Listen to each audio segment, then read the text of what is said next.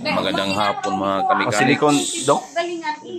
Nandito tayo ngayon sa gilingan ng palay. Dito sa Barangay Kilim.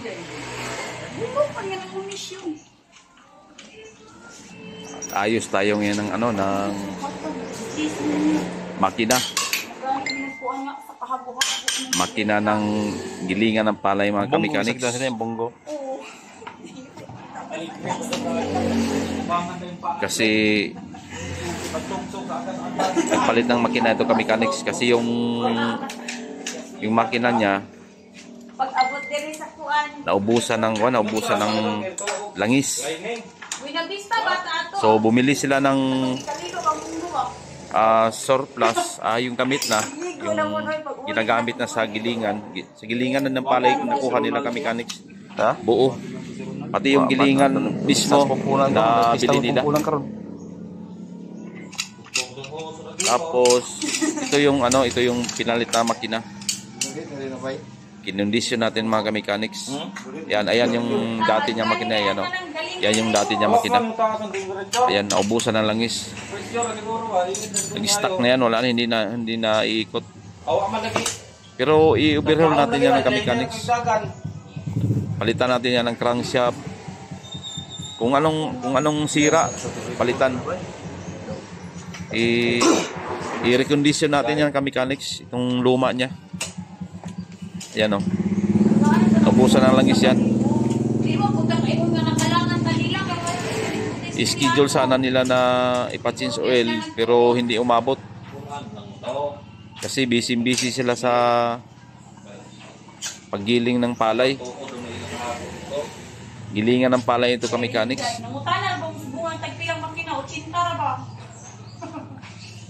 Ganito talaga mangyari kamikaniks pag naubusan ng langis. Pero dati pa sinabihan namin na change oil na, pero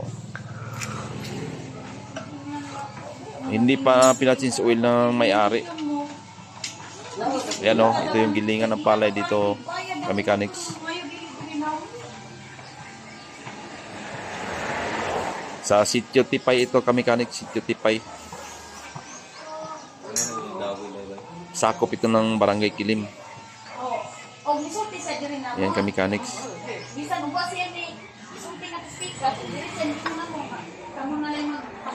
Ikukondisyon lang natin tong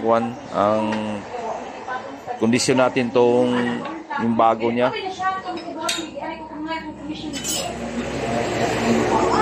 I-tune up, change oil, tapos clearance ng balbula.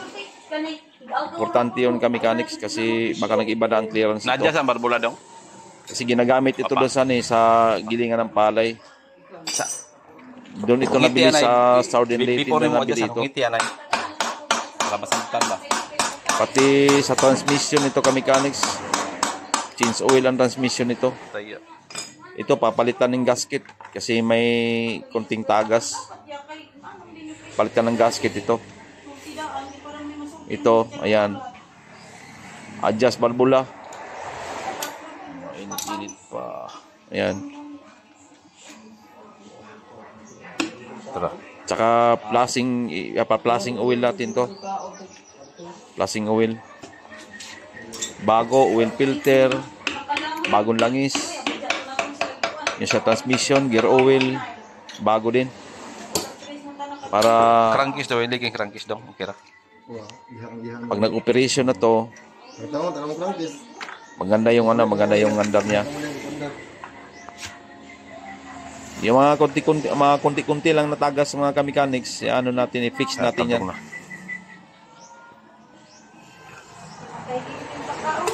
Ibalik na po, ibalik. Kasi naman kamikaniks, pag sinabihan natin na mag-change oil, minsan ayaw pa. Yun ang nangyayari mga kamikaniks. Kaya sana pag ang mekaniko nagsabi na change oil na kagad kasi mekaniko kasi ang nakakaalam mo siya talaga yan kung ano ang sitwasyon ng makina. Lalo na pag matagal na hindi na change oil. Kaya mekaniko talaga, magsasabi talaga yan ng tinso oil na talaga. Yan oh, itim na itim yung ano. Yan oh, itim. May itim yung ano, may itim na yung 3 ban lang nung tira dong. loob. Kaya lilinisin ito ka-mechanics. Hardex. Pag sinabi ng mekaniko na tinso oil kaagad. Para di kaliking. Ito yung nangyari sa makina. Nag-stuck, ayaw na umikot, naubusan ng langis. Malaki ang damage sa mga ka-mechanics pag ganyan kasi pag naubusan ng langis. Malaki ang damage niyan. Mas mabuti pa siguro maubusan ng tubig kaysa ang langis maubos. Kasi overheat lang ang diferensya nun eh. Pag naubusan ng tubig, hindi masyado malaki ang damage niyan pag tubig lang naubusan. Pero pag langis ang naubos ng mga ka-mechanics, nako, malaking gastos yan. Ito nga, nagpalit na makina eh. Salpa kaagad kasi ang daming palay na nakapila mga ka-mechanics. Ang daming palay na nakapila dito. Araw-araw ang giling dito.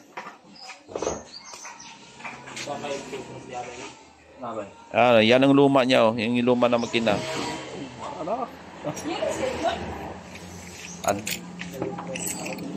Sunod tao dong filter. Apas mo kusumerin to gawa may tao siya. Apas. Yan, daming palay ka-mechanics oh, yan oh. Apas ngati. Ang dami pa. Marami pa yung palay diyan. Meron ba yan sa ano? Meron ba diyan sa likod? May palay pa diyan. Yan yung pinakagilingan niya. Ayan. Papard. Yan. Papard.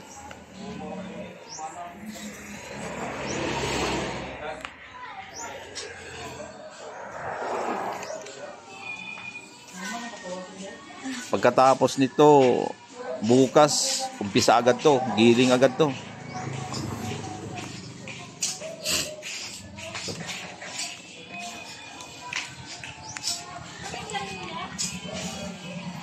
Yan yung kuwan sama lang sila.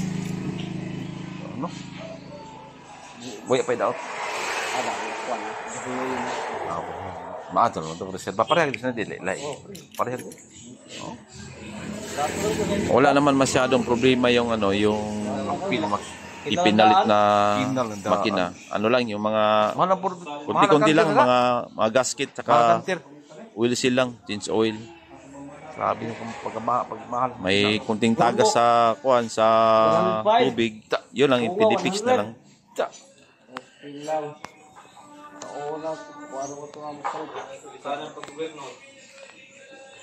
Ang laki ng tangke ng tubig nito mga ka-mechanics. Kaya yung sa magilingan ng palay, bihira-bihira siguro yung mag-overheat niyan. Kasi ang laki ng pinaka-radiator nito ka-mechanics. Ang laki. Pwede ka na mag-swimming nun sa pinaka-radiator nito. Parang tangke ng tubig. Laki ng radiator nito. Pwede ka na mag-swimming dun sa laki ng tangke ng tubig nito. Yan o, ang palay o. Ang daming pampalay o. Sako-sako yan. Sako-sako pa yung nakapila dyan. Meron pa doon sa gilid. Yan, ito yung gilingan. Ayan o. Yan, pinakabuliga niya. Meron pa yan, may mga palay pa dyan. Kaya paspasan ito ka-mechanics. Paspasan ito. Paspasan. Yan o, mga palayan pa dyan o. Mga palayan. Ito yung pinakabilada ng palay. Ayan. Ito yung pinakabilada ng palay. Yan. Pero marami din silang suki na mga kuwan. Bukod sa palay nila, may mga daming suki na nagpapagiling dito. Yung mga taga-ibang barangay dito rin nagpapagiling.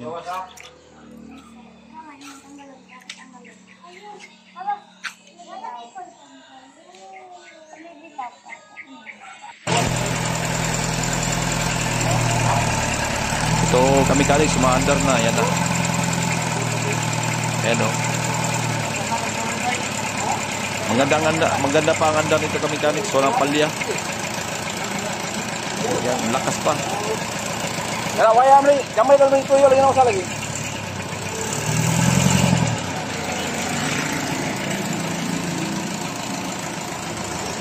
Yan o. Maganda pa ang tunog ng makina. Malakas pa ka-mechanics. Ayan, bukas ng bukas yan na giling agad. Kasi hapon na ngayon eh.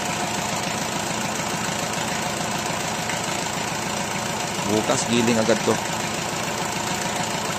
Ayan, bago na ang langis yan, bagong gear oil.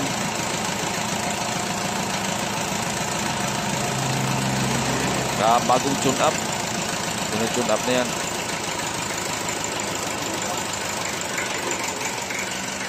Ayan nga mechanics. Diyan nilalagay yung palay na gilingin sa taas. Ayan. Thank you for watching mga mechanics. Ayan, patapos na kami. Tapos na yung gawa. Ayan, bukas giling na yan.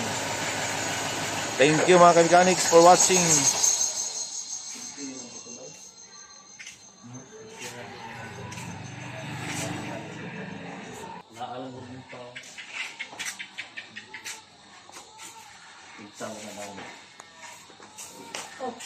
Ngawan ko ba ito? Upa, upa ay. Upa ko,